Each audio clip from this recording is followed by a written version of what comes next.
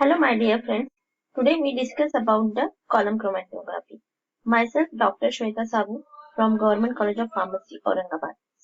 Now we know that chromatography is used for the separation. It is a best separation technique in which we can separate out the impurities. Also, we can separate out the if the number of compounds are present in a one sample. Then if we use the separation technique, that is the chromatography. There are number of types of chromatography. In that, the basic one are thin layer chromatography, column chromatography, paper chromatography, gel chromatography, and in higher version, that is the high performance thin layer chromatography, gas chromatography, and high performance liquid chromatography. Now today we discuss about the column chromatography because it is one of the important techniques, specifically if we consider the natural product. In that it is a very important chromatography for the separation of the extract and number of constituents present in that extract. For that we can use it.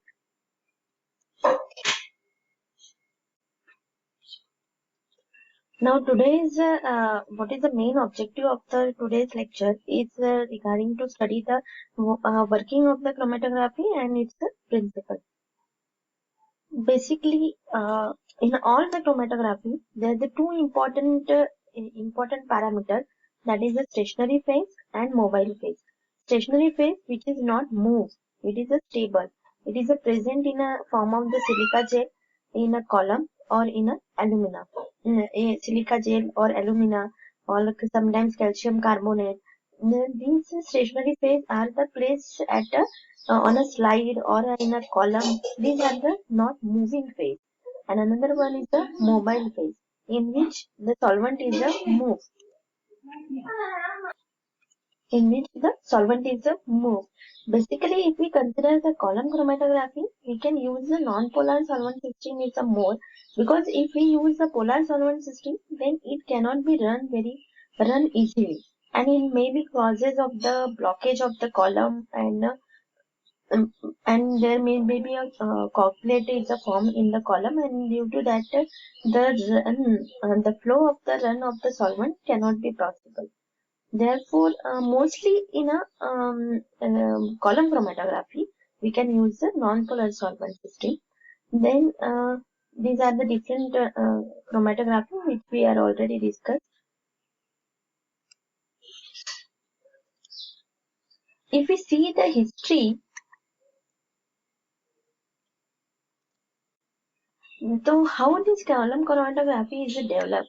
It is mainly in 1901, a Russian botanist who is Mikhail Tispat. He used the separation of the organic solvent for the in a vertical glass column he is taken, and in that he used the organic solvent for the separation of the pigments from the leaf.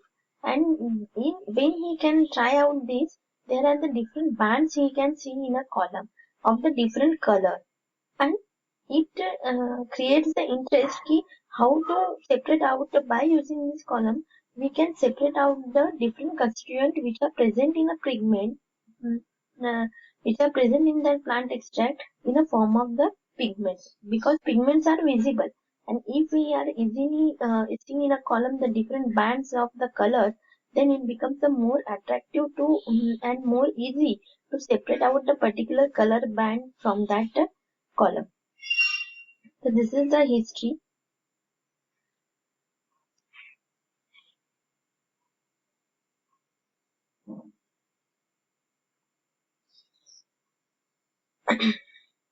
Now this is the column chromatography, in which there are the different column and then there are the this is the column chromatography, in which the separation technique is based on the mixture is separated using a glass column, which is packed with the stationary phase, and then liquid is a mobile phase through which the column.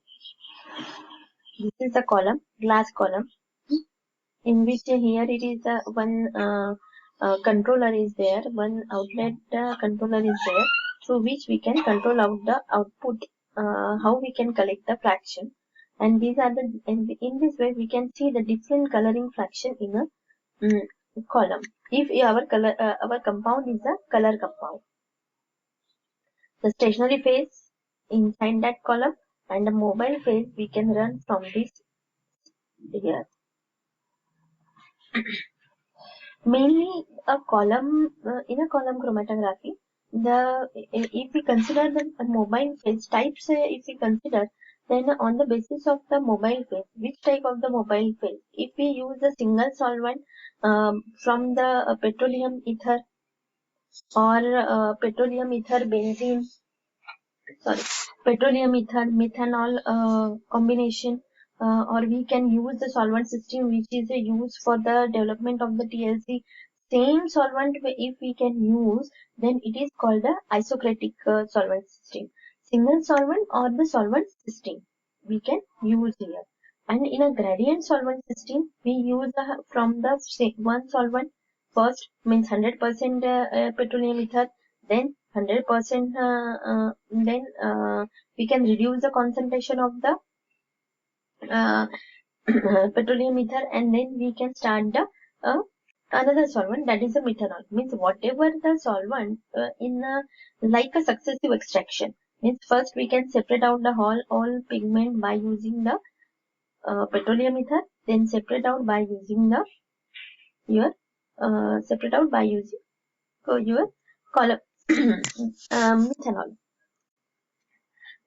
Means first all the soluble constituents in a petroleum ether are separate out, and then whatever the substance are soluble in a methanol are separate out. In this way, in a different solvent, the different soluble compounds are separated. So this is on the basis of mobile phase, that is the isocratic and gradient.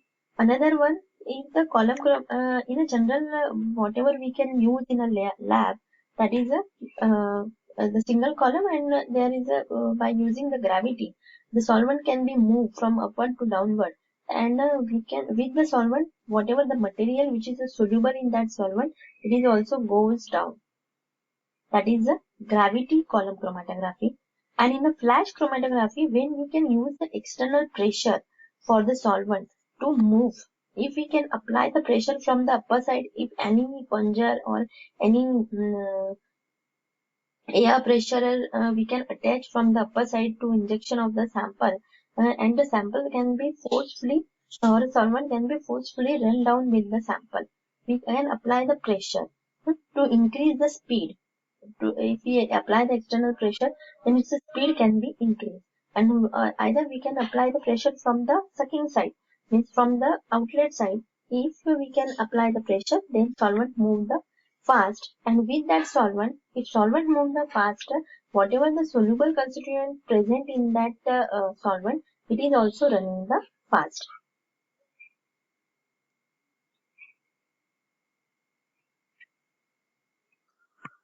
So if we see the what is the principle of column chromatography, the column chromatography in which this is the stationary phase. This stationary phase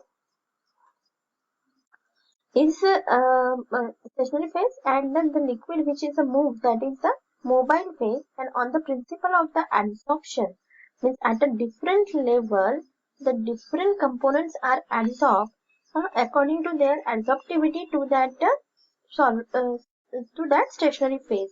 It is known as adsorption chromatography, in which the adsorption rate is varies with the adsorbent with whatever the adsorbent is material is used.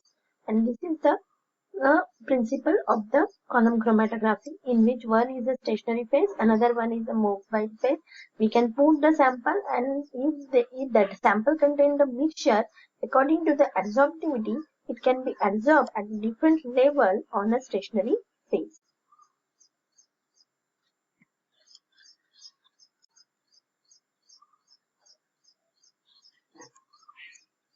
Now, this we are discussing, that is the isocratic, and uh, that is the in which the single solvent and the gradient solvent. When we use the external pressure, now we discuss about the working of the column chromatography. if we see the one, this is the stationary phase, this is a mobile phase. We can edit this mobile phase. Through this simple animation, I have tried to simplify this procedure. The solid phase we have taken, another one we have taken the mobile phase. Now the component which have the greater absorptivity power, it absorb in the upper part of the column. We can put the sample also, and if after putting the sample, the whatever the most absorptive which not be loose, when we can put the solvent also, it cannot be moved to run. Its absorptivity is higher. It can be on a upper side. Then at the lower portion, as we come on the lower, the absorptivity of that material to that absorbent is less, and therefore it runs fast and moves towards the lower side. Means if we can see, it is a very high absorptive nature compound. It is having the less than the first one.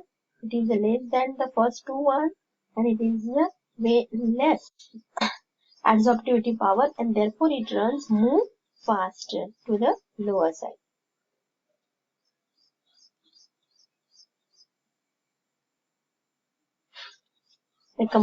Okay, this is our on this principle we can separate out the different component which is present in our sample. So what are the basic requirement for the column? We require the column, glass column for the particular size. Then we require the adsorbent. Adsorbent may be a silica for the column chromatography, alumina, calcium carbonate.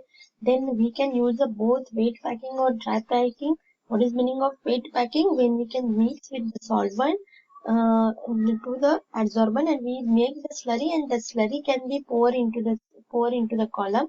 Then it is called a wet packing. And if we use only the material, then it is called the dry packing. Then solvent, this is the application of the sample. Then we can apply the sample, and then separation of the compounds. Then whatever the compounds are separated out, it is called the elute, and that elute we can collect. Now we can see what are the major advantages. Whatever the components we can getting out from the column, it is called a elute. And it's important to design its a rate. How much time from the collecting that particular band. If the compound having the color, then it become easy to collect that particular band. We can use we can further discuss it more when we can see the actual practical on a leaf pigment. So what are the basic advantage? The separation of the mixture of compound, removal of the impurities or more the purification process, it is the separation of the constituent, isolation of the metabolites from the biological fluids, and also the estimation of the drug from the formulation by using the crude extract. And what are the major disadvantage? It is a time consuming method. More amount of the solvent are required, and solvents are expensive, and these use adsorbent, different types of the adsorbents are required. If their absorptivity is good, then the separation is good.